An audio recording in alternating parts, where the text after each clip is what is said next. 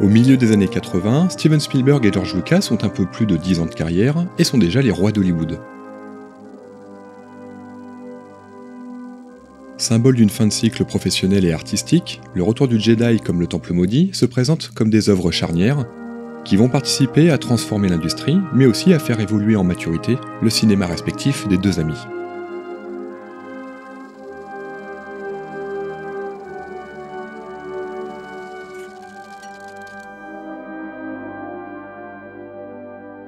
Même si Temple of Doom laisse un goût amer aux fans comme à Spielberg, force est de constater que le public en redemande, tout comme Paramount Pictures. Et il faut bien reconnaître que toute l'équipe, de Frank Marshall à Harrison Ford, en passant par Kathleen Kennedy et évidemment le duo Lucas-Spielberg, s'amuse énormément à le produire. Il est alors tout naturel d'imaginer un troisième opus comme une fin de cycle, d'autant plus que contractuellement, Lucasfilm est obligé de le faire, bien que tout le monde y va avec un certain plaisir. Je suis l'auteur du livre Indiana Jones Explorateur des temps passés, publié chez Sœur d'édition, qui me sert de support à l'écriture de cette série de vidéos. Dans cette quatrième partie, nous nous retrouvons pratiquement le lendemain de la sortie de Temple of Doom, en 1985, là où débute cette nouvelle croisade, et surtout le retour aux fondamentaux pour Indiana Jones.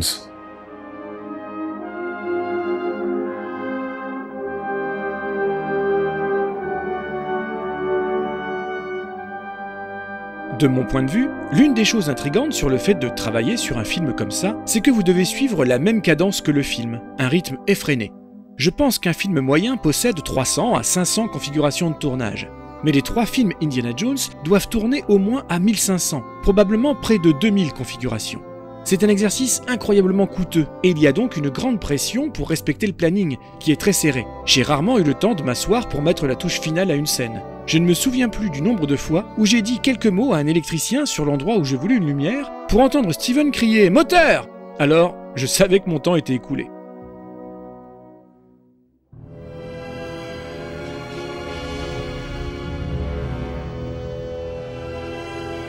L'après E.T., Star Wars et Temple of Doom est une période de très grande créativité pour le cinéma américain qui n'a pas grand-chose à envier à la période des années 70. George Lucas comme Steven Spielberg excellent dans le rôle de producteur. Le premier délaisse la réalisation et focalise la saga Star Wars sur son univers étendu, alors que tout le monde souhaite le retour du space adventure au cinéma.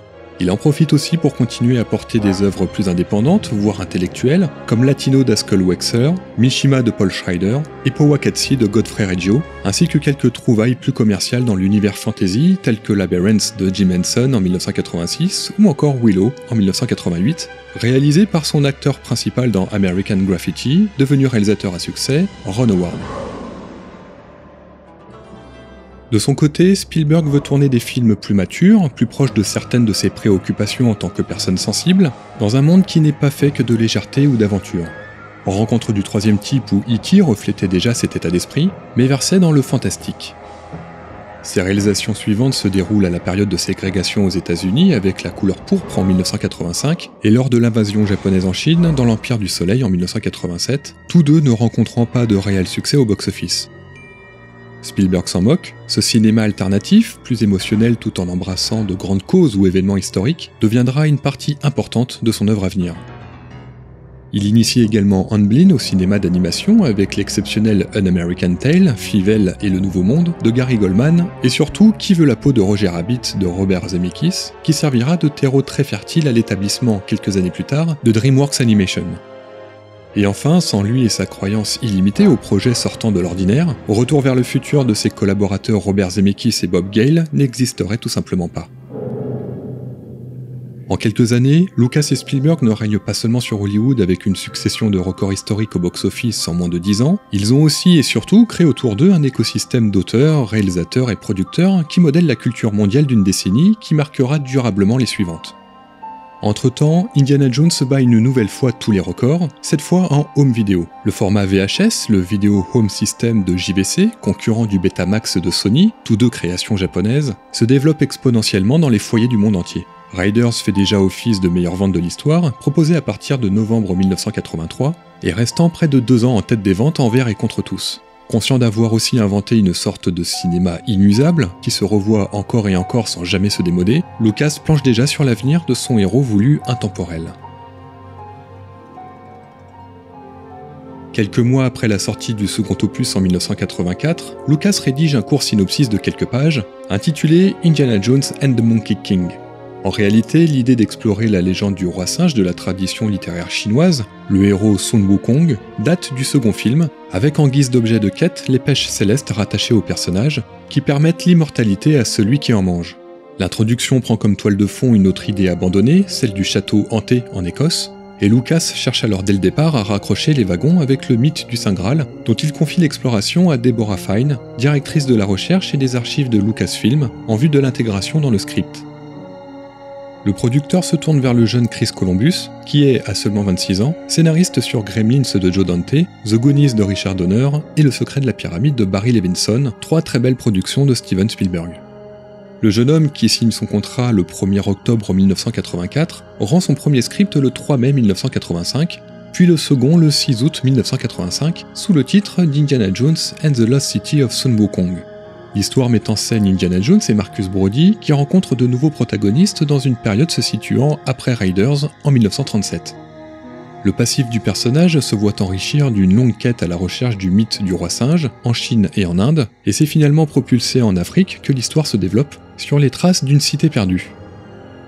Mais la partie surnaturelle de l'histoire est difficile à concevoir. Tout comme Raiders, mais contrairement à Temple of Doom, un savant équilibre est à trouver, être réaliste et crédible tout en apportant de petites touches de fantastique. Spielberg se montre cependant assez froid face à ce développement, qui est considéré comme mauvais pour l'univers et pour le personnage. Le projet est au final purement et simplement abandonné. Le script de Columbus que l'on m'a donné n'était pas bon du tout. Pas pour un autre film Indiana Jones et sûrement pas pour un jeu vidéo décent. La mythologie était obscure, les personnages étaient clichés et ennuyeux. Le ton général était grossièrement misogyne. Il m'a été présenté par des gens qui ne savaient que difficilement faire la différence entre une bonne et une mauvaise narration.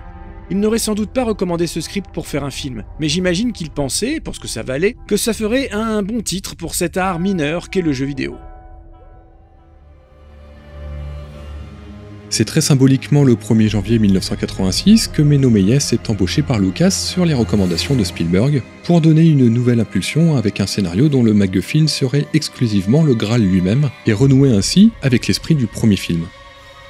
Le scénariste s'est illustré auparavant sur un épisode de Amazing Stories, la série créée par Spielberg en 1985, et sur la couleur pourpre. C'est finalement sur quelques idées de Spielberg et l'histoire imaginée par Lucas que Meyjes commence à travailler, après une séance de brainstorming où il est aussi question de mieux représenter le Graal dans la structure du récit, ce qui manquait à la fonction des pierres de Sankara du second film, noyées dans un trop-plein d'informations quant au sens de la quête. Il est également décidé d'intégrer le père de l'archéologue au récit. De cette façon, non seulement le personnage peut évoluer, mais à la quête matérielle et immatérielle d'un artefact biblique et rajouter celle, à taille humaine, d'un fils à la recherche de son père. Finalement, Meyjes est crédité comme co-auteur du film, car c'est Jeffrey Baum, alors scénariste sur L'Arme Fatale 2 de Richard Donner, et sur une production Amblin de 1987, Inner Space de Joe Dante, qui prend en main les versions suivantes du script. Après une séance de brainstorming pour le développement du scénario, George Lucas remet au nouveau scénariste un traitement de 6 pages, résumant ce qui devient officiellement, en mars 1987, Indiana Jones and the Last Crusade, qui contiendrait plusieurs idées laissées à l'abandon datant du premier film, mais qui comporte bel et bien la surprise de proposer, en plus d'un MacGuffin légendaire, le père du héros comme objet de quête émotionnelle. Je voulais développer la relation d'Indy avec son père. Nous pourrions avoir une bonne conception de la personnalité de celui qui lui a donné naissance. George m'a alors demandé si ce serait propice à la recherche du Graal, et j'ai dit que la recherche du père était la recherche du Graal, qui serait renforcée s'ils sont éloignés par l'amertume ou des idéologies et approches différentes de l'archéologie. La pré-production commence en 1987 avec la réunion de l'équipe des précédents films. Harrison Ford signe son contrat le 9 février 1987, alors que les premiers storyboards et dessins conceptuels sortent de terre. Robert Watts travaille sur le repérage des lieux de tournage, notamment en Espagne, et le récit continue d'être progressivement structuré par Baum tout le long de l'année, jusqu'au début 1988. Entre-temps, il faut conceptualiser davantage la relation père-fils, et il est tardivement décidé de débuter le film avec une séquence de la jeunesse du héros, scout aux États-Unis, dans ce qui est alors encore considéré comme sa première aventure, à la recherche de la croix de Coronado contre un mystérieux homme de main dont il héritera le chapeau Fedora. C'est aussi et surtout une façon d'introduire le père, et de façon subtile, le Saint Graal, qui sera tant convoité par les différents protagonistes. Et comme pour parfaire l'idée d'un retour aux sources, Marcus Brody et Salah, grand oublié du second film bien que les raisons soient narrativement valables, reviennent sous l'impulsion de Steven Spielberg, avec une place de choix dans cette nouvelle histoire.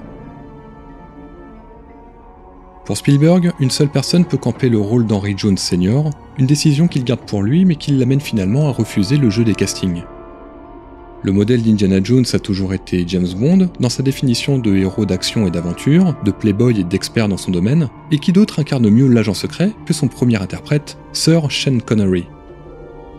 Si l'idée ne plaît pas immédiatement à George Lucas, le réalisateur a, lui, une illumination qui se transforme en obsession, ne voyant personne d'autre pour mettre en perspective la complexité du personnage d'Indiana Jones. Connery n'est pas supposé prendre l'avantage sur le film, ni même être un sidekick trop présent comme 2001, mais bien d'apporter de la profondeur au personnage principal qui, pour la première fois, va explorer sa propre histoire. Ma réaction a été de dire non. J'ai dit « il est James Bond ». Les spectateurs ne le verront jamais autrement qu'en James Bond. C'est une grande star de cinéma et on n'a pas besoin de ça. Steven me répondit « Ouais, mais Indiana Jones, c'est le rejeton de James Bond. » J'ai dit qu'il allait vouloir prendre les décisions. Mais Steven m'a dit « Non, je m'en charge. » Et finalement, Sean a bien cherché à diriger les choses, mais Steven a maîtrisé la situation.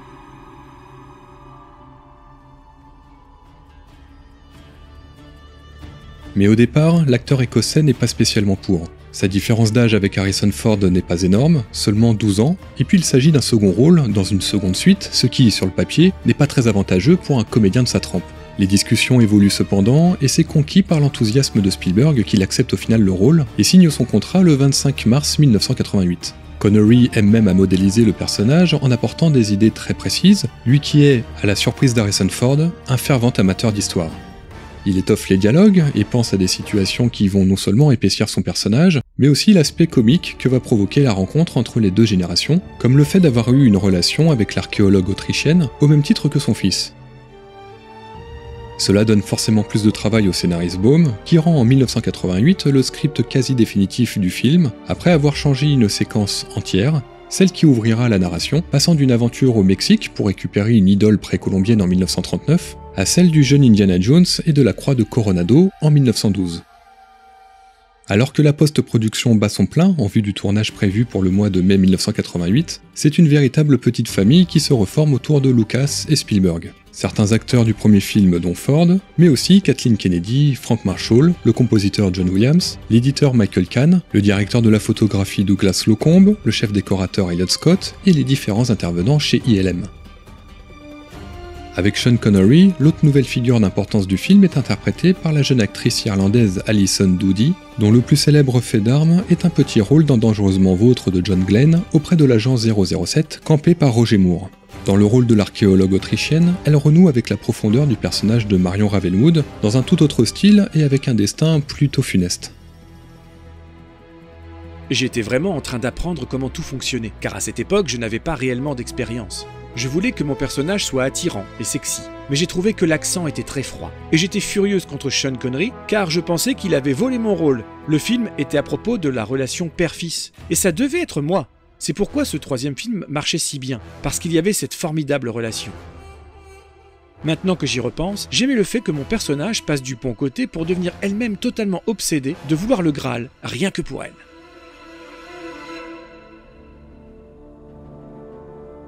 Le bad guy de l'aventure renoue lui aussi un peu avec l'esprit du premier film et la proximité qu'on pourrait lui trouver avec René Belloc. Le personnage de Walter Donovan, millionnaire passionné d'histoire, qui vise en réalité l'immortalité par la découverte du Graal, est interprété par Julian Glover, acteur anglais prolifique aperçu dans The Empire Strikes Back. Lui aussi n'a que faire des nazis, il s'en sert tout comme Belloc pour atteindre ses rêves les plus fous. En réalité, l'acteur est voisin du producteur Robert Watts, et c'est pour le rôle du colonel Ernst Vogel qui passe le casting. En effet, c'est bien ce personnage, dans les premières versions du script, qui arrive jusqu'au Chevalier du Graal. Finalement, Donovan et Vogel sont réécrits, et si Julian Glover n'obtient pas le rôle du nazi, on lui propose finalement celui du millionnaire, pour lequel il devra adopter un accent américain. Petit détail non négligeable, Robert Watts, ami du couple Glover, propose même à la femme de l'acteur de jouer celle de Walter Donovan à l'écran.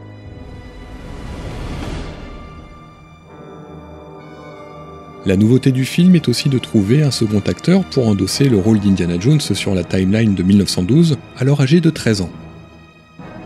River Phoenix, frère du célèbre Joaquin Phoenix, en réalité âgé de 19 ans mais paraissant effectivement un peu plus jeune, est l'acteur montant du début des années 80 dont tout le monde parle, déjà connu de George Lucas pour avoir tourné dans une production d'ILM et Paramount, Explorers de Joe Dante, et qui joue lui-même le rôle du fils d'Harrison Ford dans The Mosquito Coast de Peter Weir 3 ans plus tôt, comme si le rôle du jeune Indy lui était prédestiné. C'est même Ford lui-même qui le conseille à Spielberg, prétextant que Phoenix était l'acteur qui lui ressemblait le plus étant jeune. Le script final est rendu en mars 1988, même si ce dernier continue d'évoluer subtilement tout le long de la production. Le film porte déjà depuis un an le titre d'Indiana Jones and the Last Crusade, la dernière croisade, marquant sans le vouloir une double lecture quant à sa stature à venir, celui de dernier film de la saga pendant presque 20 ans. Après une révision du script estampillé Amblin, la dernière version est livrée quelques jours avant le début du tournage en mai 1988, changeant subtilement certaines séquences par le script doctor Tom Chopard, comme des changements de nom, l'apparition du personnage de Panama Hat, ou encore faire tirer Donovan sur Henry Jones Sr. plutôt que sur Elsa, et enfin peaufiner la séquence finale avec les épreuves du Graal. Chopard, sous le pseudonyme de Barry Watson, réécrit également la quasi-intégralité des dialogues père-fils du film. Les premières prises de vue débutent le 16 mai 1988, réalisées par la seconde équipe avec Vic Armstrong en tant que coordinateur des cascades et accessoirement doubleur principal, pour les scènes de poursuite dans le tank, tournées en Espagne sur les lieux de certains westerns historiques, ainsi que de séquences de Lawrence d'Arabie de David Lean. Harrison Ford, plutôt en bonne forme, désire effectuer le maximum de cascades. Il doit toutefois céder sa place sur nombre d'entre elles pour des raisons de sécurité, son accident de 1983 restant encore dans toutes les mémoires. Et cette fois, ce n'est pas des éléphants en marche lente qu'il faut chevaucher, mais des chevaux et des panzers lancés à toute allure dans un désert cabossé, sur la somme éreintante d'une dizaine de jours contre 3 maximum prévisionnés dans le budget initial. Le fait que George et Steven ont fait mettre mon père dans le tank et moi devant le stopper nous a donné l'opportunité d'avoir plein de scènes physiques et de gags. Et en ce qui concerne le chapeau qui doit rester en place, je peux vous dire que rien ne vaut une bonne transpiration. L'imagerie mécanique destructrice des nazis a son importance et renoue une fois de plus avec le premier opus. Les tanks sont au départ de véritables antiquités que souhaite acquérir Lucas, passionné par l'histoire des grandes guerres, mais George Gibbs, en charge des accessoires et engins mécaniques, préfère les concevoir entièrement, ce qui permet à la fois de filmer les plans larges et les plans en close-up avec les acteurs, tout en étant adapté nativement aux contraintes de production et d'être parfaitement fonctionnel. Ainsi, 2 engins sont conçus, l'un lourd, massif et très réaliste, roulant à seulement 20 km/h, et un autre beaucoup plus léger utilisé en close-up, pour mieux restituer le réalisme d'une course-poursuite avec des chevaux. Sur le sol espagnol, plusieurs semaines s'enchaînent ainsi avec les scènes en extérieur, dont certaines qui resteront dans les mémoires à l'image de l'action héroïque de Jones Sr. pour effrayer les oiseaux permettant la destruction d'un avion allemand à leur poursuite. Au départ, le héros devait tirer une balle unique, mais c'est le script doctor Tom Chopard qui amène l'idée du parapluie. Par ailleurs, les mouettes sont remplacées par des colombes, plus dociles au dressage. Sean, the minute a pigeon comes out, start running. Okay, and this camera stop. And roll. And release the pigeons.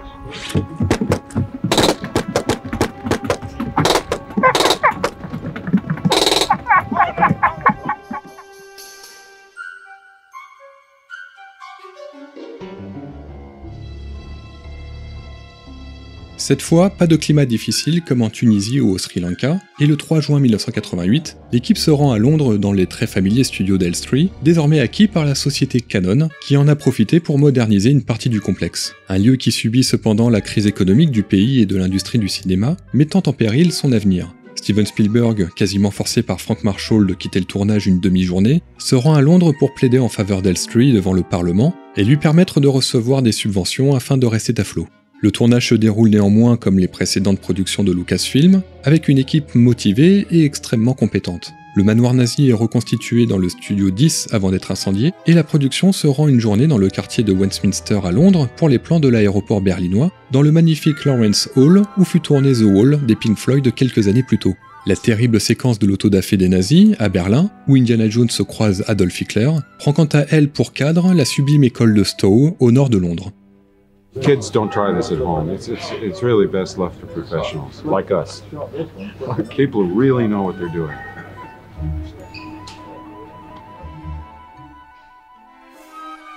Les scènes s'enchaînent sans accroc, respectant scrupuleusement le planning de tournage. Les séquences du temple caché sont tournées du 20 au 22 juillet, avec les 3 mythiques épreuves du Graal, ainsi que celle mettant en scène le chevalier des croisades, incarné par Robert Eddison, grand comédien de théâtre et de télévision, à la place de l'acteur Laurence Olivier, trop malade pour tenir le rôle. Eddison n'a cependant pas l'habitude des grosses productions, et se confie souvent à Julian Glover, qu'il connaît pour avoir déjà travaillé avec lui sur le film I Was Happy Here de Desmond Davis en 1966.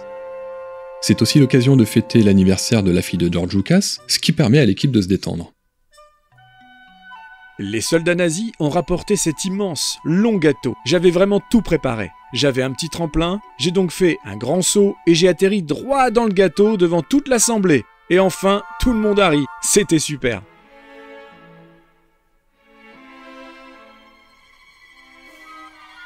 En studio, l'une des scènes emblématiques du film est celle de la découverte du tombeau templier sous une bibliothèque de Venise. Après les serpents de Raiders et les insectes de Temple of Doom, les rats font leur entrée. Cette fois, personne n'en a vraiment peur et le tournage de la séquence se déroule sans incident. Il s'agira même d'une fierté pour Spielberg, là aussi sans réellement user d'effets spéciaux. Les petites créatures sont alors affublées de cris de poule, évidemment modifiées numériquement en post-production pour parfaire l'illusion.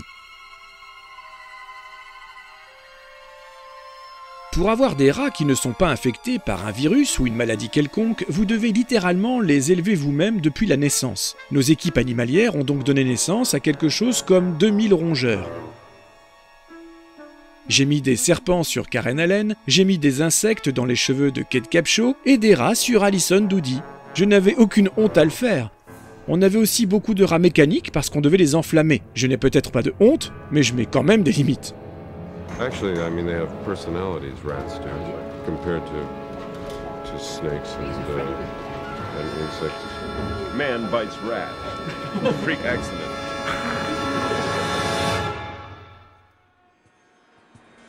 Pour les besoins de scènes en extérieur en décor réel, l'équipe se rend dans le sud de l'Europe et le Moyen-Orient dès la fin des prises de vue principales à Londres, après 60 jours de travail. Même s'il était de prime abord hors de question d'aborder la ville de Venise en période estivale afin d'éviter les foules, la production n'a pas le choix et doit tourner en plein mois d'août. L'autorisation est une formalité, certes, mais qui coûte extrêmement cher, plus de 100 000 $ de 1988 par jour. Dans ces conditions, difficile de faire la fine bouche, et les scènes en extérieur de la ville de l'Adriatique sont réalisées sur une seule journée, le lundi 8 août, avec un accès exclusif et privé au Grand Canal pour une période de seulement 6 heures. Tout va très vite, et Alison Doody doit composer en talons sur un sol mouillé, avec une séquence très physique, assez périlleuse. Le lendemain, l'équipe se rend en Jordanie pour les splendides prises de vue à Petra et notamment au célèbre monument Al-Kazneh. Fait exceptionnel, ils sont accueillis officiellement par le roi Hussein Ben Talal et la reine Nour al-Hussein. Cette dernière rencontre l'équipe à l'hôtel avec un protocole très strict à appliquer, mais finalement la femme est naturelle et par ailleurs parfaitement bilingue plus que native américaine. Elle se rend sur le tournage avec ses enfants qui se déroule le seul jour du 12 août 1988 avec un minimum de sécurité, habillés normalement, se fondant littéralement dans le décor et reste une bonne partie de la journée. Le retour aux États-Unis met un coup d'accélérateur à toute la post-production, notamment le montage et la conception des effets spéciaux. Deux séquences sont plus complexes que d'autres à réaliser, l'acte de foi quand l'archéologue doit traverser un gouffre, ainsi que la mort de l'antagoniste qui, sur le modèle de ceux de Raiders, est tué en quelques secondes à l'écran via un effet spectaculaire. La technologie a eu beau évoluer en 10 ans, les deux scènes sont complexes à réaliser et doivent encore être constituées de plusieurs techniques, entre le matte painting, les miniatures et les fonds d'incrustation. La mort très graphique de Donovan, qui fait le mauvais choix de Graal, n'est pas sans rappeler celle de René Belloc et de ses acolytes, après avoir ouvert l'Arche d'Alliance. Son visage et son corps doivent vieillir de façon accélérée en quelques secondes, contrastant avec l'immortalité que cherche le personnage. La technique retenue sera celle du morphing, à l'aide de 3 marionnettes intermédiaires permettant l'exécution de ce plan très court et très marquant. Il reste cependant encore des scènes importantes à tourner avec le jeune Indiana Jones campé par River Phoenix, sur des spots dans l'état du Coronado et dans le parc national des Arches dans l'Utah au mois de septembre 1988. L'acteur a eu le temps d'étudier le jeu d'Harrison Ford pour en reproduire les tics faciaux et la gestuelle, et ainsi faire de lui un parfait alter ego de quelques 25 ans son cadet. Ce qui est supposé être la finalisation du film ne l'est en fait pas réellement. Ford, qui se rend sur le plateau aux États-Unis pour rencontrer Phoenix, est rappelé avec Sean Connery pour mettre en boîte une séquence supplémentaire, extension de leur évasion du château autrichien, mais qui manque d'action selon Lucas et Spielberg. Elle se voit finalement agrémentée d'une course-poursuite plutôt musclée dont les raccords sont effectués début 1989 sur un chemin de campagne proche du Skywalker Ranch, tout comme la scène de clôture amorçant le générique de fin, tournée à Amarillo au Texas, accentuant sans le vouloir son imagerie western. La finalisation de Last Crusade se fait au courant du mois d'avril 1989 pour une sortie en mai aux États-Unis avec plus de 2300 copies et, sans réelle surprise, le film bat des records dès les premiers jours d'exploitation pour être finalement devancé par le Batman de Tim Burton. Mais à l'international, Indiana Jones reste une valeur sûre et ce troisième opus se positionne rapidement comme le plus grand succès de 1989, en plus de s'afficher comme le 11e film le plus rentable de l'histoire du cinéma. Il remporte notamment l'Oscar des meilleurs effets spéciaux et la profession salue une nouvelle fois le travail effectué par les équipes de Lucas et Spielberg. Mais les temps changent. Si la presse et le public reçoivent positivement le film, le concept semble s'essouffler. L'enthousiasme débordant n'est plus de mise et les détracteurs se font de plus en plus pesants. Un cycle se termine au terme de cette trilogie, comme le fut Star Wars en son temps. Malgré des qualités indéniables et un succès qu'il ne faut pas minimiser, le public passe bien plus facilement à autre chose et les concurrents sérieux à Lucasfilm et Amblin Entertainment sont de plus en plus présents avec de superbes concepts. Ce cycle est celui de la maturité et apparaîtrait comme incompatible avec l'idée de développer des suites ou de rechercher de nouveaux MacGuffin qui pourraient rivaliser avec l'indétrônable Saint Graal. C'est ainsi qu'au terme de 10 ans de développement actif, la saga Indiana Jones semble désormais au crépuscule de son existence, inconsciemment symbolisée par les 4 héros s'éloignant sur fond de soleil couchant. La raison de cette maturité, de ce monde nouveau qui s'annonce, au thème plus sensible, à l'image du Graal qui finalement cède sa place de MacGuffin à celui de la relation père-fils, est en réalité à aller chercher plus profondément dans la période de questionnement découlant directement d'E.T. et Temple of Doom. Nous allons donc faire un petit retour en arrière pour comprendre l'avènement du nouveau cinéma de Steven Spielberg, initié par The Last Crusade.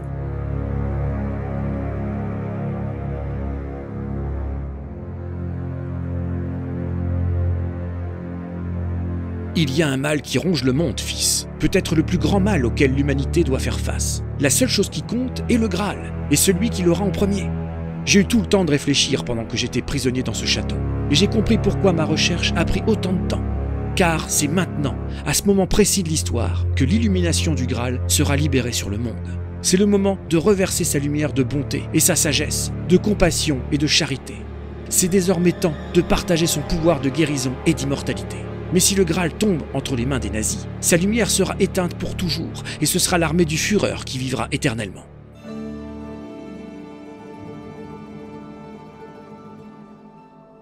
La quête du Graal et de l'éternité questionne sur les notions de préservation et de transmission. Auprès de son père, Indiana Jones ne peut que porter un regard forcément très personnel sur sa construction et son rapport à l'histoire.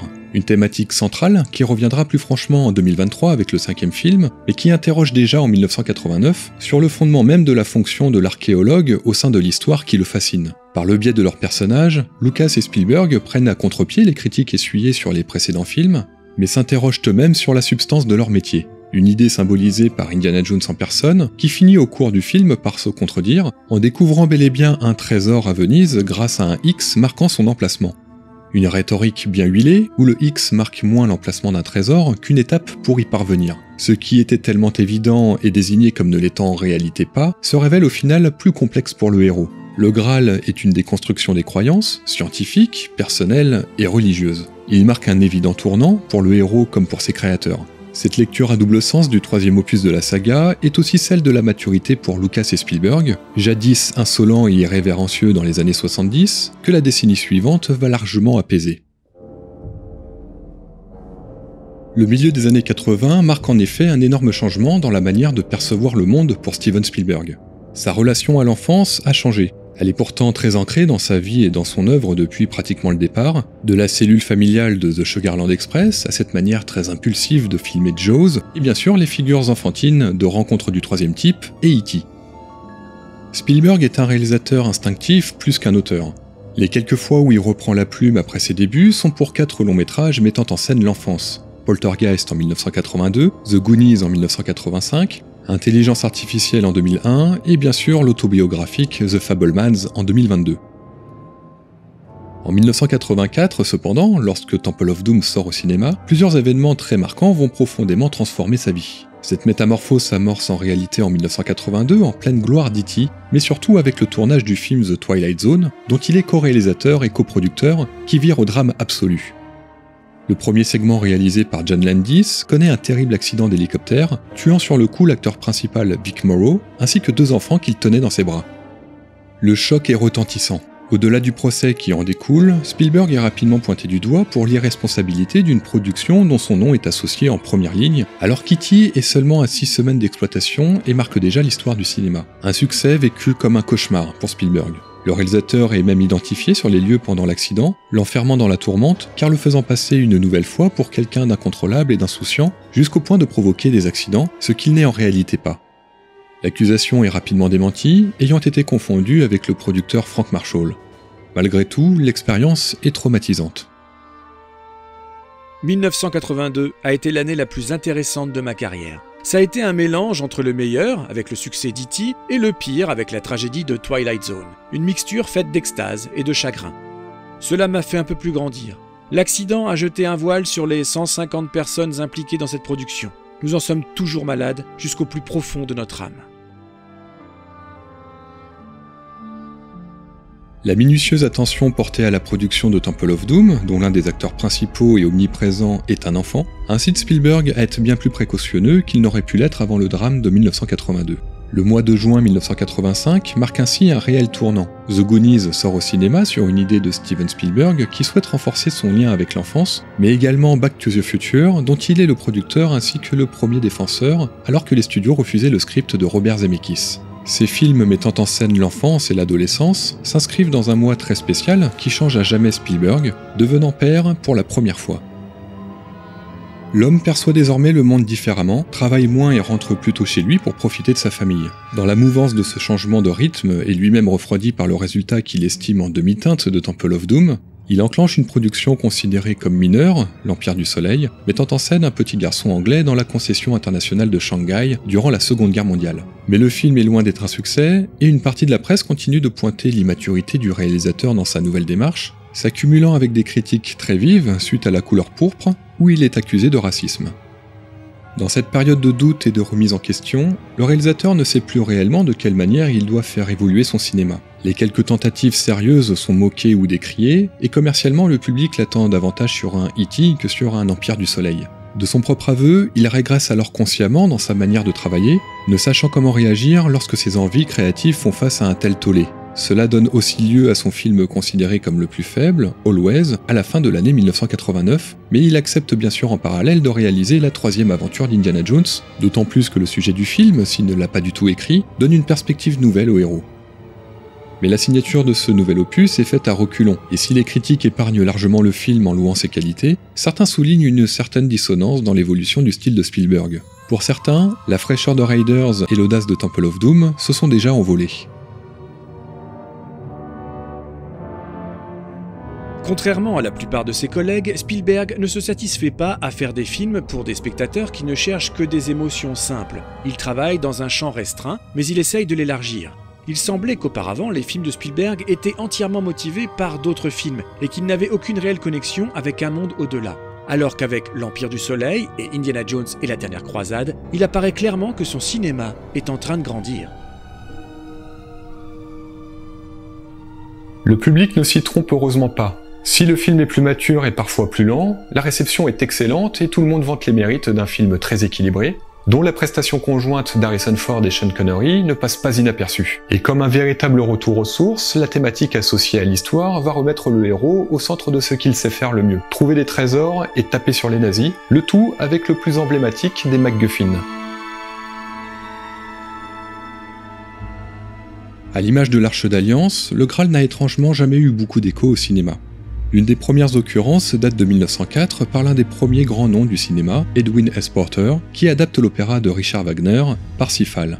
Ce dernier est basé sur un poème composé au XIIIe siècle et comptant la quête de Perceval pour trouver le Graal. L'objet est cependant décrit pour la première fois par le poète français Chrétien de Troyes au XIIe siècle dans son roman Perceval ou le conte du Graal, et il n'a alors aucun lien avec la chrétienté.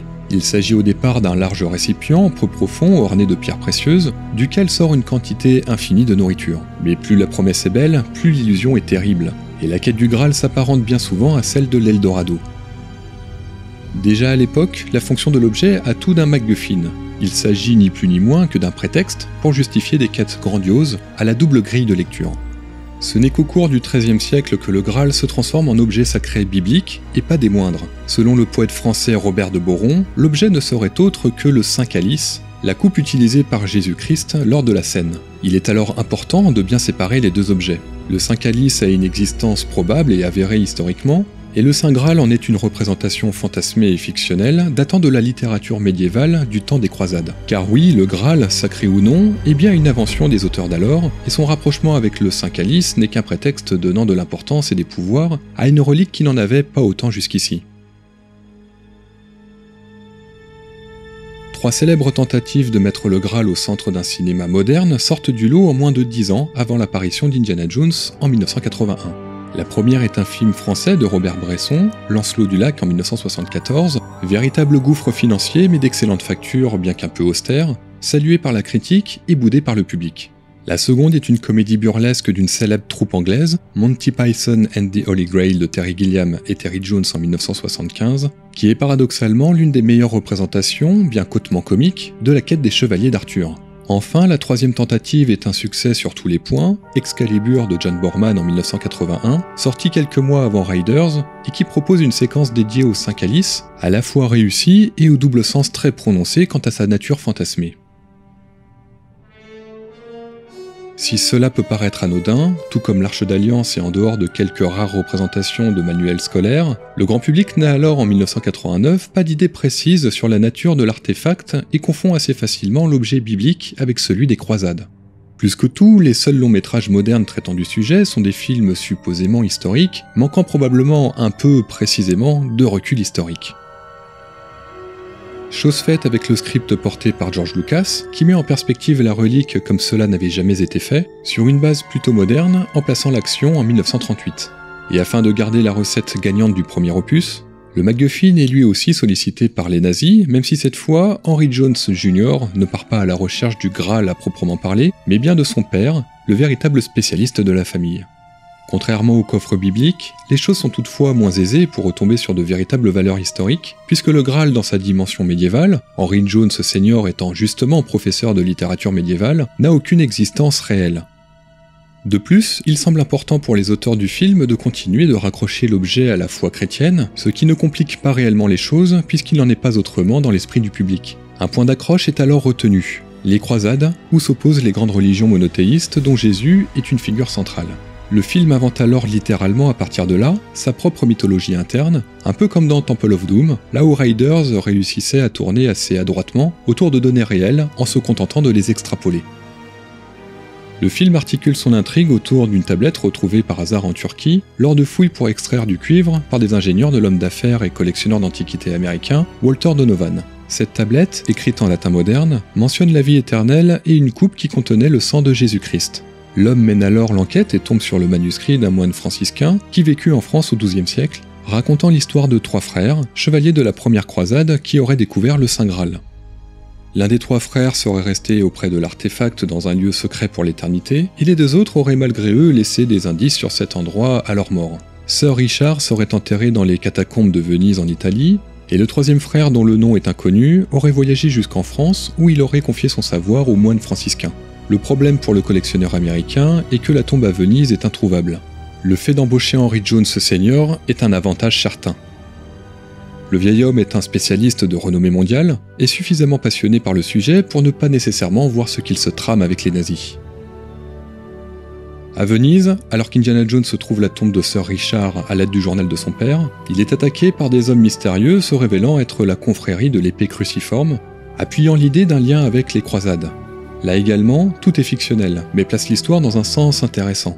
Plutôt que de voir de multiples intérêts se battre sur le plan idéologique des religions et sur le plan matériel d'un trésor à trouver, Les assassins sont en réalité les protecteurs du Graal et ne souhaitent en réalité qu'en garder secret l'existence. Ce lieu se situe à Hatay, une province de Turquie, nichée au fond d'un canyon en forme de croissant de lune.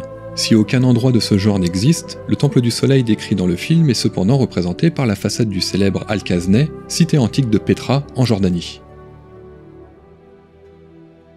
Dernier élément, et pas des moindres, avec le Saint Graal révélé à la fin du film, gardé par le troisième frère de la première croisade, toujours en vie. Nul ne sait bien sûr à quoi ressemble le calice du Christ, bien que quelques objets revendiqués comme tels existent dans le monde, le plus notable étant celui conservé à Valence, en Espagne, depuis 1437. Dans The Last Crusade, le parti pris est de considérer que le Graal a été conservé tel quel pendant des siècles, et qu'il ne s'agit en rien d'un trésor, mais bien d'une simple poterie sans ornement, ce qui semble logique vu l'origine pauvre du Christ. C'est bien ce manque de réflexion qui est fatal à Donovan, erreur que ne commet pas Indiana Jones qui peut ainsi sauver son père. La dimension historique fictionnelle du film s'articule alors très intelligemment autour de l'idée des croisades, des guerres saintes et de la figure centrale des religions monothéistes dont le Graal en est quelque part la représentation symbolique la plus pure. En plaçant le MacGuffin à la toute fin du film, les auteurs réussissent à équilibrer ce qui faisait défaut à Temple of Doom, avec un artefact que l'on oublie trop vite au cours du récit, mais aussi à repousser les limites de Raiders en évitant de le révéler trop tôt, et ainsi le mettre au centre d'une course-poursuite formant la quasi-intégralité de sa narration. Cet équilibre est aussi un symptôme de cette maturité exemplaire que viennent d'atteindre George Lucas et Steven Spielberg, faisant face à des épreuves personnelles difficiles à surmonter. Une justesse inédite entre histoire et fiction, entre artefacts de quête et recherche de l'être aimé, jusque dans le sens même de l'aventure. Indiana.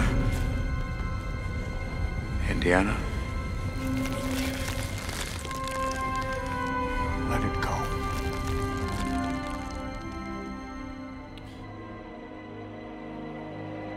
Raiders s'évertuer à iconiser l'héroïsme, Temple of Doom à le déconstruire, et dans les deux cas, l'objectif est toujours de pulvériser l'ennemi et de récupérer le trésor. Ce schéma peut paraître simpliste, mais c'est exactement la fonction pulp d'Indiana Jones, jusqu'à ce troisième film, qui va littéralement transfigurer la notion même d'héroïsme, au point de voir son héros abandonner très symboliquement son costume d'aventurier une bonne partie du film.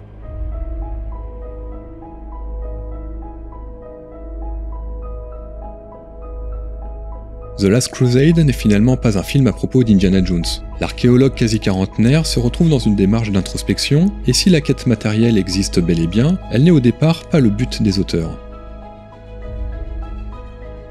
Le père était une sorte de MacGuffin. Il ne le retrouvait pas avant la toute fin. J'ai dit à George que ça ne ferait pas sens. Pourquoi ne pas le trouver au milieu ? Sachant qu'il s'agit du troisième film, vous ne pouviez pas terminer à la fin après avoir simplement trouvé l'objet. C'est comme ça que se terminaient les deux premiers. Je me suis donc dit qu'on allait leur faire perdre l'artefact, le Graal, et faire de la relation filiale la chose primordiale. C'est la recherche archéologique de l'identité d'Indy. L'amener à accepter son père est vraiment ce dont parle le film. Le film débute avec l'une des plus belles scènes du cinéma d'action dans sa construction, notamment musicale, ce qui permet paradoxalement d'implanter plus efficacement encore dans l'esprit du public la nature intemporelle d'Indiana Jones. Ce dernier montre dès son plus jeune âge des capacités extraordinaires, qu'elles soient physiques, morales ou intellectuelles. En quelques minutes, le personnage gagne bien plus en profondeur qu'avec les deux films précédents et quelques savoureux clins d'œil en prime.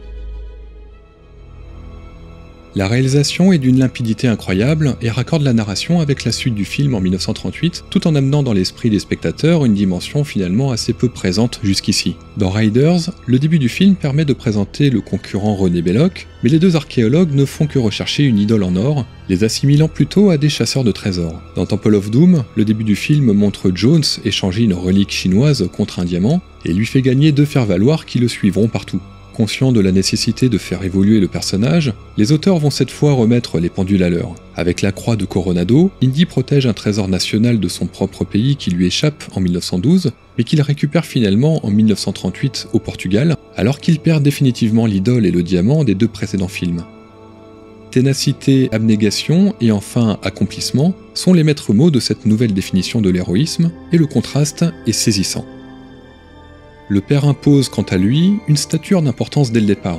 D'un côté, Jones Senior ignore son fils et étudie des documents sur le Graal, quand de l'autre, Jones Junior se détourne finalement de la figure paternelle pour échouer plus loin en perdant la croix. Les deux ne se parlent pas, n'échangent aucun regard. Cette scène a priori anodine, en plus d'introduire le personnage joué par Sean Connery, symbolise toute la relation filiale des deux hommes et clôt cette première séquence très riche en symboles et en significations. Les scènes suivantes apportent aussi un schéma bien différent de Raiders, tout en jouant sur la similitude de leur construction, symbolisée par le discours d'Indy à l'université. Dans le premier film, il donne un cours sur un site archéologique quelconque, mais une petite phrase retient l'attention, lorsqu'il précise à ses élèves qu'il ne faut pas confondre les fouilles avec du pillage, comme pour conjurer subtilement une critique potentielle qui tombe néanmoins comme un coup près lors de la sortie du film. Dans The Last Crusade, le fond et la forme diffèrent. Le professeur fait son célèbre monologue à propos d'un X ne marquant jamais l'emplacement d'un trésor, ou comment les auteurs cherchent à désacraliser la stature d'archéologue aventurier qu'ils ont eux-mêmes instaurée sans le vouloir. Et quand le héros trouve l'emplacement de la tombe avec un X marqué au sol, il ne s'agit pas d'une croix sur une carte au trésor, mais d'un chiffre romain décrypté dans une bibliothèque, renvoyant alors à la notion de chercheur. Indiana Jones n'est plus un aventurier fouet à la main, mais bien un scientifique livre à la main. La prophétie s'est enfin réalisée. D'une intelligence hors du commun, cette mise en abîme du métier d'archéologue est aussi une ambiguïté qui marque la réalisation de Spielberg de bien des façons, comme cette séquence également anodine du retour d'Indy dans son bureau littéralement envahi d'élèves voulant le rencontrer. Une scène qui matérialise l'enfermement du héros dans un rôle finalement très loin de ses premières aspirations, le tout dans ce qui ressemble à un débarras à bibelot installé dans un local technique quelconque, dans lequel le professeur semble presque se fondre. Indiana Jones s'ennuie, le regard vide, puis s'échappe par la fenêtre pour retrouver sa liberté, certainement une métaphore de cette période de doute que vit Spielberg à la fin des années 80. Et la suite donne raison à ce cheminement. En dehors du très court passage sur le bateau au large du Portugal pour récupérer la croix de Coronado en début de film, Indiana Jones perd temporairement son costume l'ayant rendu célèbre. Il débute l'aventure à Venise en costume complet, patauge dans les catacombes et se bat sur des bateaux à moteur sans avoir la grâce calculée des deux précédents films, et il garde même sa cravate jusqu'aux 2/3 de la narration, ouvrant enfin sa chemise et complétant ainsi son apparat symbolique qu'à la toute fin du film lorsque le récit le nécessite en arrivant au Moyen-Orient sous une chaleur écrasante. Tout a désormais une fonction, une logique, loin de la chemise ouverte au Népal sous une température négative, ou lorsqu'Indy demande à demi-lune ses affaires au complet, alors qu'ils partent explorer une ouverture secrète dans leur chambre, comme s'ils savaient qu'ils n'allaient jamais revenir. Et comme pour justifier une prise de décision plus complexe qu'à l'accoutumée, Indiana Jones ne montre cette fois pas réellement d'intérêt pour le Graal. Il accepte l'offre seulement pour porter secours à son père. Et pour cause, il ne croit pas en l'artefact. Là aussi, l'opposition avec Raiders est immédiate. Marcus Brody et lui-même étaient enthousiastes à l'idée de récupérer l'Arche d'Alliance, préparant fouet et pistolet, mais il en est tout autre pour le Graal, installant une subtile conscience scientifique dans l'équation. Ce point de vue amené par un héros que personne n'ose contester permet de faire douter le spectateur quant à la conformité du mythe et de l'existence réelle du Graal. Cette position s'oppose diamétralement avec celle du père, très croyant et ne supportant pas le blasphème, contrairement à son fils, fougueux, probablement athée, et qui fait tout pour ne pas ressembler à son père. Et c'est bien le rapport qu'ils entretiennent l'un à l'autre qui permet au film de prendre sa réelle consistance. La figure féminine incarnée par Elsa Schneider renforce subtilement ce rapport de force entre les deux hommes, puisque si elle ne prend pas la place de Marion ou ne gêne le héros comme le fait Willie Scott, elle se permet malgré tout de vivre une aventure avec le père et le fils, amenant l'idée que les deux hommes sont plus proches qu'ils ne le croient, tout aussi manipulables l'un que l'autre. Cela renforce leur rapport et les amène à se répondre mutuellement. Le père sauve son fils et trouve lui-même des solutions à de nombreuses reprises, au point de se demander quel est le véritable héros de l'histoire. Et cela est bien sûr tout à fait voulu, entre deux séquences de vaudeville allégeant souvent la situation. Sean Connery, à ce titre, était un choix idéal pour contrebalancer le charisme d'Harrison Ford. Je faisais un film avec Peter Iams, de Presidio. Peter connaît Steven, et il m'a dit qu'il voulait me parler à propos d'un film. Je ne me doutais pas du tout qu'il s'agissait d'Indiana Jones. Je me suis très bien entendu avec Steven, et on s'est souvent parlé. Il n'y avait aucune séduction, aucun faux semblant de star du cinéma. Et Harrison est un vrai pro, il est excellent. On a vraiment eu une superbe entente. Je devais être vraiment sûr de ce qu'ils allaient faire. Un casting plus académique aurait préféré un acteur comme Gregory Peck, mais il fallait quelqu'un sur lequel Harrison allait pouvoir s'identifier. Henry devait être très spécial pour aboutir sur une personnalité comme celle d'Indy. Quand Indy dit « Vous ne m'avez jamais parlé », je réponds « Eh bien, tu n'étais pas très intéressant avant tes 19 ans », ce qui était en dessous de la ceinture, mais aussi probablement tout à fait dans le mille. car avant d'être un acteur personnifiant le père du héros, Sean Connery est aussi et surtout l'un des véritables modèles pour la conception d'Indiana Jones, et l'acteur de 58 ans au moment du tournage n'a pas moins de présence ou de répondant que son cadet Harrison Ford. Pour peu, la relation père-fils du film serait presque une version romanesque de celle entre Connery et Ford.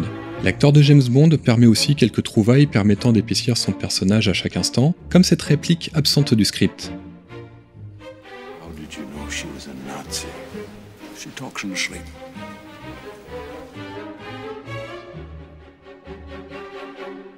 Une scène qui provoque l'hilarité générale et que Spielberg garde évidemment au montage. Cela permet au réalisateur d'enchaîner quelques scènes mémorables avec virtuosité. La scène de l'incendie dans le manoir, la course-poursuite en avion ou la scène du tank dans le désert sont autant de séquences permettant d'apporter une dose d'humour dans le décalage du père gaffeur et du fils cogneur, mais aussi d'amener quelques révolutions venant directement d'Henry Jones, bien que plutôt intellectuelles. La scène la plus marquante reste celle du Temple du Soleil, dans un jeu d'appel et de réponse à distance de la part des deux hommes, lorsque Jones affronte les épreuves pour accéder au Graal et son père d'entrer pratiquement en connexion avec lui.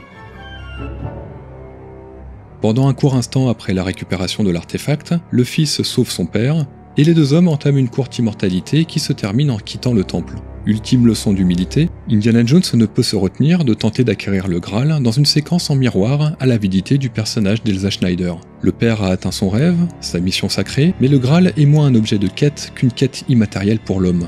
La vulnérabilité d'Indiana Jones s'inscrit dans son incapacité, à ce moment précis, à ne pas savoir distinguer l'objet du véritable trésor. Et pour la première fois, de voir un père humaniser son fils par un simple mot. Par cette action, Jones Senior déjoue le piège et sauve le véritable trésor à ses yeux, pour s'imposer finalement comme le seul et authentique héros du film.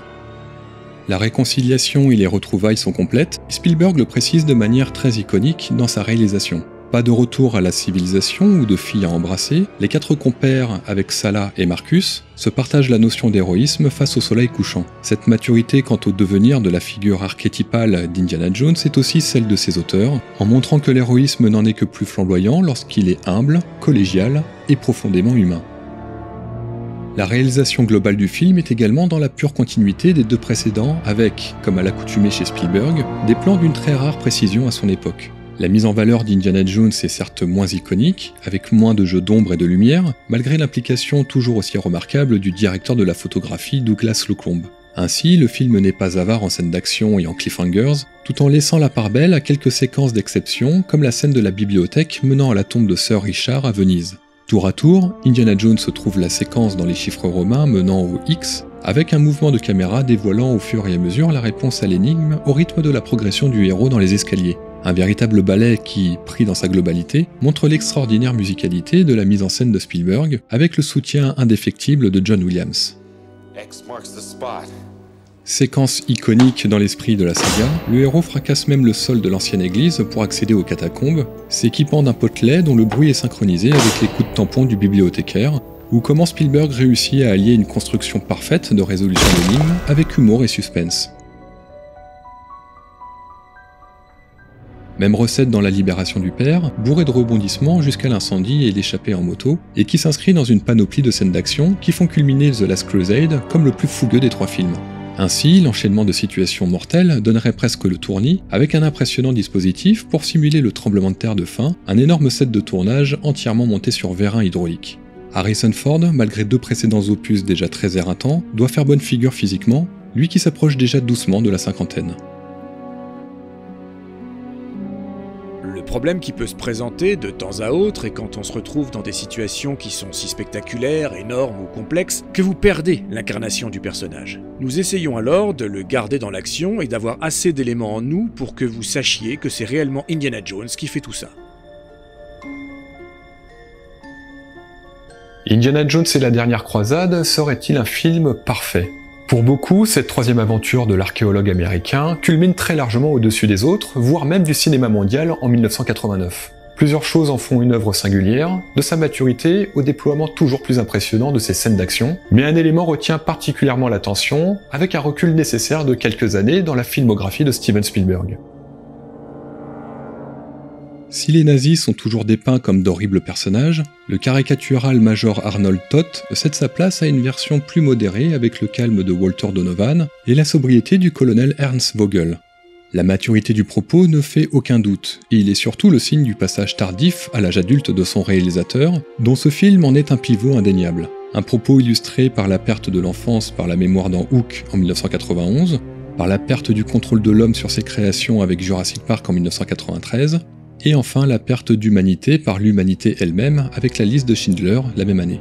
La scène de l'autodafé de The Last Crusade est ainsi perçue avec étrangeté par certains critiques, qui notent un écart maladroit entre l'humour punitif dont les nazis sont la cible et une réalité glaçante lors de la scène à Berlin. Une séquence imposée par Spielberg, qui y ajoute même la présence d'Hitler, dédicaçant le journal du Graal.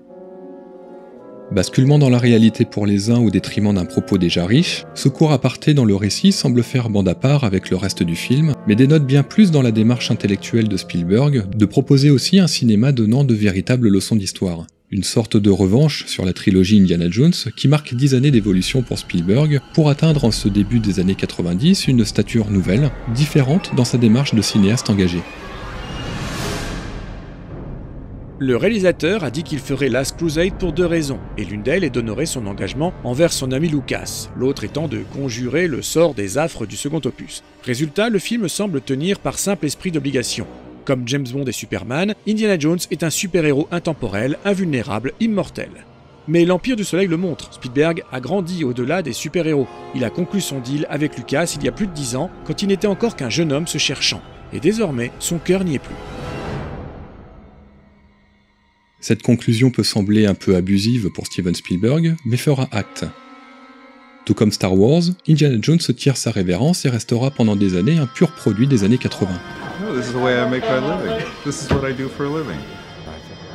Cette maturité, ce monde nouveau, au thème plus sensible à l'image du Graal, qui finalement cède sa place de MacGuffin à celui de la relation père-fils, serait-il compatible avec le fait de donner une énième suite à un personnage qui n'a plus rien à prouver, tout comme ses auteurs ?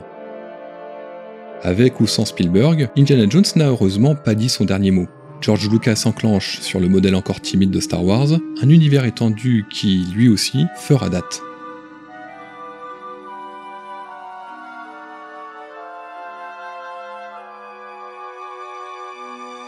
En cette année 1989, le 3e film d'Indiana Jones marque donc la fin d'un cycle, à la fois pour George Lucas, mais aussi pour Steven Spielberg. Celui qui continuera de bouleverser le monde, notamment en 1993 avec Jurassic Park d'un côté, la liste de Schindler de l'autre, ne cessera jamais de faire évoluer son langage, sa technicité et sa volonté de toujours repousser les limites. Et de son côté, George Lucas enclenche 2 ambitieux projets pour la décennie à venir, la série Indiana Jones et la seconde trilogie Star Wars. Mais avant cela, je vais me permettre de faire un saut dans la chronologie des œuvres pour passer à la genèse chaotique du 4e opus de la saga, ce que je vous raconte dans le prochain épisode de l'histoire d'Indiana Jones sur MacGuffin Maker.